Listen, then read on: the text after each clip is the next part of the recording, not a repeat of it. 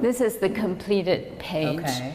And this is the calligraphy page that goes with that page. June Lee has poured her heart and soul into curating this rare exhibit entitled Gardens, Art, and Commerce in Chinese Woodblock Prints. This is the earliest print represented in the exhibition, and it is not Ming, it is Northern Song, so it's 10th century. The exhibit at the Huntington Library in San Marino, California, brings together some of the best examples of Chinese woodblock prints made during the Golden Age, from the late 16th to the 19th century.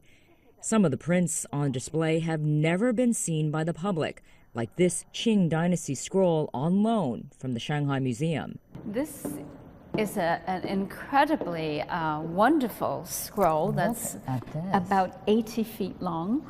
Originally, it was painted by the Qing court artist Wang Yuanqi, very famous court artist. After it was painted, the Emperor Kangxi asked to have woodblock prints made of that painting. So this was the result. Although China began woodblock printing more than 100 years before Japan, Japanese prints gained much more recognition because of European traders.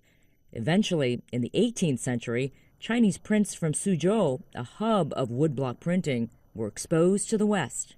A lot of these prints from Suzhou got traded to Japan, to Nagasaki, and in Nagasaki the Dutch were trading, and from there they took the prints to Europe. That exposure to Europe was reflected in later Chinese woodblock prints. European artists, too, tried their hand at the Chinese art form. Italian missionary to China Matteo Ripa was ordered by Emperor Kangxi to copy woodblock prints. But instead of woodblock, Ripa made copper etchings. Was it well received? It was, this style? Well, the emperor liked it. He did, because it was so different. Yeah.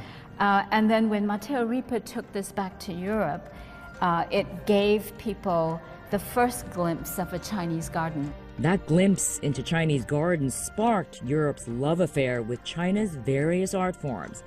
A French missionary and painter put it this way: everything is truly great and beautiful, both as to the design and the execution.